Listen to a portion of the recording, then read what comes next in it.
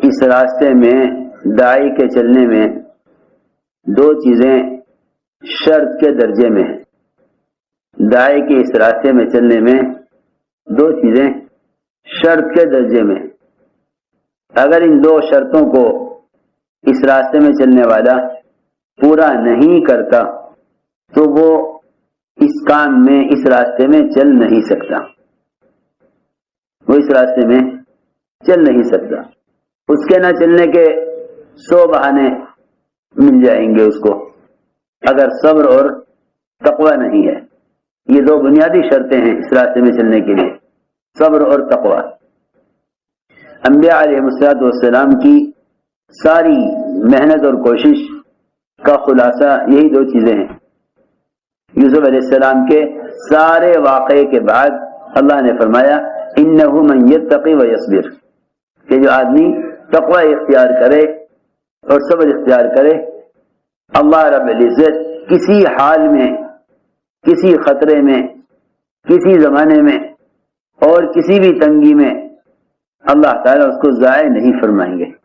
شرط یہ دو ہیں، صبر اور تقوی.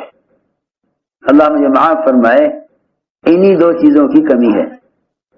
میں نے عرض کیا کہ یہ دونوں چیزیں اس راستے میں چلنے کے لیے بطور شرط کے ہیں کہ داعی کے اندر داعی اذیتوں پر صبر کرے اور تقوی اختیار کرے. اگر خدا نہ کرے تنہائی کی کسی معصیت کے اندر مبتلا ہے، خاص طور پر غیبت کی معصیت، جس کو اس زمانے میں لوگ گناہ ہی نہیں سمجھتے، کہتے ہیں ہم تو حق بات کہہ رہے ہیں، کہ ہاں حق بات کہنا ہی غیبت ہے. حق بات کہنا ہی غیبت ہے. کسی مسلمان کے بارے میں اس کے پیچھے حق بات کہنا ہی غیبت ہے. حدیث میں آتا ہے کہ دو مسلمانوں کے درمیان یا دو ذمہ داروں کے درمیان اختلاف اور انتشار جب ہوگا جب ان میں سے کوئی ایک کسی تنہائی کی معصیت کے اندر مبتلا ہو. میں بہت ضروری بات عرض کر رہا کہ آپس کے اختلاف کا سب سے بڑا سبب وہ تنہائی کی معصیتیں ہیں جو آپس کے اختلاف کا سبب بنیں گی. وہ تنہائی کی معصیتیں ہیں جو آپس کے اختلاف کا سبب بنیں گی. کیونکہ جب اللہ رب العزت کی ذات عالی کے ساتھ تقوی کے ذریعے تعلق گہرا نہیں ہوگا تو ان کے مخلوق کے درمیان کے معاملات بگڑیں گے. ان کے مخلوق کے درمیان کے معاملات بگڑیں گے. اگر اللہ کی ذات عالی کے ساتھ تعلق گہرا نہیں ہے تقوی کے ذریعے تو ان کے اور مخلوق کے درمیان کے تعلقات بگڑیں گے. اور اگر اللہ کی ذات عالی کے ساتھ تعلق گہرا ہے تو ان کے اور مخلوق کے درمیان کے تعلقات سدھریں گے. من اصلح ما بینہ وبین اللہ اصلح اللہ ما بینہ وبین خلقہ، کہ جو اپنے اللہ کے درمیان کے معاملے کو درست کر لے اللہ اس کے مخلوق کے درمیان کے معاملات کو درست فرما دیتے ہیں. اسے میں نے عرض کیا کہ دو چیزیں شرط کے درجے میں ہیں، صبر اور تقوی. حضور اکرم صلی اللہ علیہ وسلم نے خود اور اپنے صحابہ کو سب سے زیادہ اس پر آمادہ کیا اور سب سے زیادہ مشق جو صحابہ کو کرائی ہے وہ ان دو چیزوں کی کرائی ہے، صبر اور تقوی. صبر تو یہ ہے کہ جو چیز تمہیں اپنوں کی طرف سے پیش آوے تم اس کو برداشت کر جاؤ. حضور اکرم صلی اللہ علیہ وسلم نے ایسا عادی بنایا اپنے صحابہ کو صبر کا. ابو ذر غفاری رضی اللہ تعالی عنہ وہ مسجد میں سوئے ہوئے تھے، آپ نے انہیں حرکت دے کر اٹھایا. فرمایا ابو ذر مسجد میں کیوں سو رہے ہو؟ عرض کیا کہ میرا کوئی گھر نہیں ہے اس لیے مسجد میں رہتا ہوں. میرا کوئی گھر نہیں ہے اس لیے مسجد میں رہتا ہوں. اے ابو ذر یہ بتلاؤ جب تمہیں مدینے والے تنگ کریں گے تم کیا کرو گے؟ جب تمہیں مدینے والے تنگ کریں گے تم کیا کرو گے؟ ابو ذر رضی اللہ عنہ نے عرض کیا کہ میں مدینہ چھوڑ کر ملک شام چلا جاؤں گا. عرض کیا کہ میں مدینہ چھوڑ کر ملک شام چلا جاؤں گا. آپ نے فرمایا اگر ملک شام والوں نے تنگ کیا پھر کیا کرو گے؟ عرض کیا کہ میں ملک شام چھوڑ کر پھر مدینہ آ جاؤں گا۔ آپ نے فرمایا اگر مدینہ والوں نے پھر تنگ کیا پھر کیا کرو گے؟ عرض کیا کہ تو پھر میں ان کا مقابلہ کروں گا۔ آخر کب تک صبر کروں؟ آخر کب تک صبر کروں؟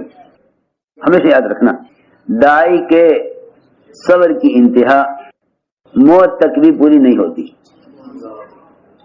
کیونکہ کافر کی قبر جو ہے وہ خواہش کے میدان کے اندر ہوتی ہے۔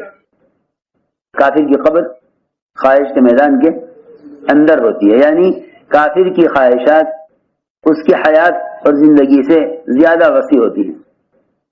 کافر کی خواہشات اس کے میدان زندگی سے زیادہ وسیع، میری بات توجہ سے سننی ہوگی، کافر کی خواہش کا میدان زندگی سے زیادہ وسیع ہوتا ہے، اور مومن کے صبر کا میدان اس کی زندگی سے زیادہ وسیع ہوتا ہے۔ حضور اکرم صلی اللہ علیہ وسلم جتنی بڑی امت کی طرف بھیجے گئے ہیں، جتنی بڑی امت کی طرف بھیجے گئے، آپ صلی اللہ علیہ وسلم کو سارے انبیاء علیہ السلام سے بڑھ کر صبر کی تلقین اور سارے انبیاء علیہ السلام سے بڑھ کر صبر کرنے کا حکم ہے، کیونکہ آپ کو صبر کرنا ہے بے اعتبار پوری امت کے۔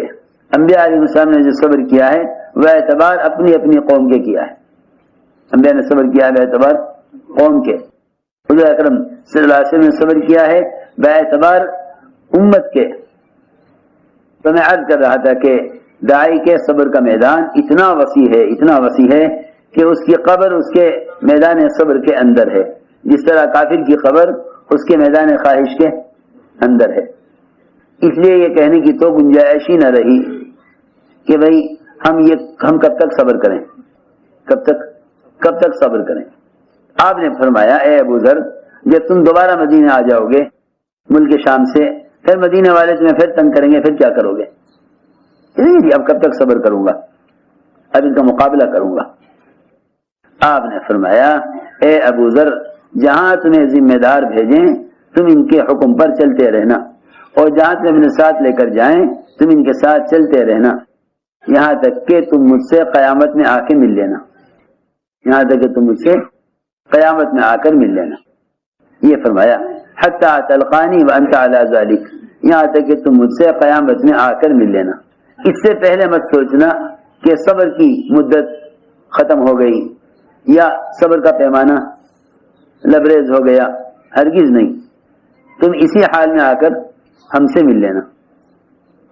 آپ نے فرمایا کہ ہمارا کام کرنے والوں پر اور ہمارے قریب آنے والوں پر، اس لیے کہ انبیاء علیہ السلام کا قرب، انبیاء علیہ السلام کا سب سے زیادہ جو قرب حاصل ہوگا وہ انبیاء علیہ السلام والے کام سے ہوگا۔ انبیاء علیہ السلام کا سب سے زیادہ جو قرب حاصل ہوگا وہ ان کے والے کام سے ہوگا۔ تو آپ نے فرمایا کہ جو ہمارے قریب آئے گا اس پر فقر و فاقہ، حالات اور ناگواریاں، تہمتیں اور الزامات، یہ ساری چیزیں اس پانی سے بھی زیادہ تیزی سے آئیں گی جو پانی پہاڑ کی چوٹی سے نیچے کی طرف آ رہا ہے۔ معلوم ہے کیا قوت ہوتی ہے پانی کی؟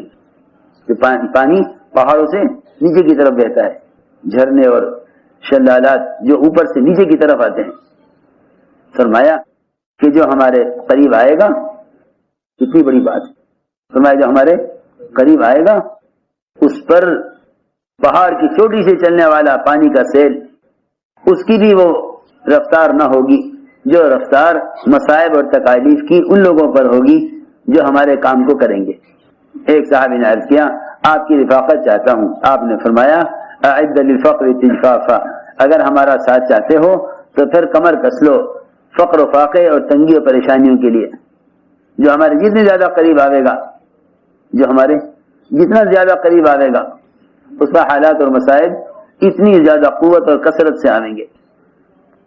داعی کا یہ کہنا میرے ساتھ یہ سب کچھ کیوں ہو رہا ہے، اس کا مطلب یہ ہے کہ وہ دعوت اللہ سے کے راستے سے واقف نہیں ہے، اس راستے سے واقف نہیں ہے۔ اس لیے میں نے عرض کیا کہ بہت بنیادی چیز ہے صبر، اور صبر سے زیادہ کسی تنگی سے اور کسی پریشانی سے نکالنے والا اور کوئی ذریعہ نہیں ہے صبر سے بڑھ کر۔ سب سے بڑا ذریعہ صبر ہے، جو داعی کو ہر تنگی سے، ہر مشکل سے نکال دیتا ہے۔ داعی کو ہر تنگی سے نکال دیتا ہے صبر۔ اس لیے صبر اور انتقام یہ دونوں ایک دوسرے کی ضد ہیں، یہ دو چیزیں ایک دن میں جمع نہیں ہو سکتی۔ جو صابر ہوگا منتقم نہیں ہو سکتا، جو صابر ہوگا وہ منتقم نہیں ہو سکتا۔ کہ آدمی صبر بھی کرے انتقام بھی لے، یہ نہیں ہوگا۔ اللہ تعالی صبر میں اتنا زیادہ آزماتے ہیں، اتنا زیادہ آزماتے ہیں، اتنا زیادہ آزماتے ہیں کہ اس کی آزمائش کا تصور نہیں کیا جا سکتا۔ اتنا صبر میں آزماتے ہیں، اتنا آزماتے ہیں اللہ تعالیٰ انبیاء علیہ السلام کو کہ انبیاء علیہ السلام ظاہری اعتبار سے پوری طرح مایوس ہو جاتے ہیں، پوری طرح کہ ہم کچھ نہیں کر سکتے، ہم کچھ نہیں کر سکتے۔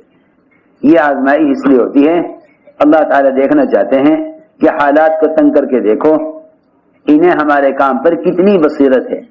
اگر انہیں حال سے متاثر ہو کر حکم کو چھوڑ دیا تو یہ امتحان میں ناکام، ان حال سے متاثر ہو کر حکم کو چھوڑ دیا تو یہ امتحان میں ناکام ہو گئے۔ اگر حال سے متاثر ہو کر حکم کو چھوڑ رہے ہیں تو یہ ناکام ہو گئے۔ اگر حال سے متاثر ہو کر حکم کو چھوڑ رہے ہیں تو یہ ناکام ہو گئے۔ اور اگر آپ نے ابھی تک ہمارا چینل سبسکرائب نہیں کیا تو فوراً سبسکرائب کیجئے، ساتھ ہی بیل آئیکن پر کلک کریں تاکہ مزید آنے والی ویڈیو ہے وہ آپ کو وقت پر ملتی رہیں۔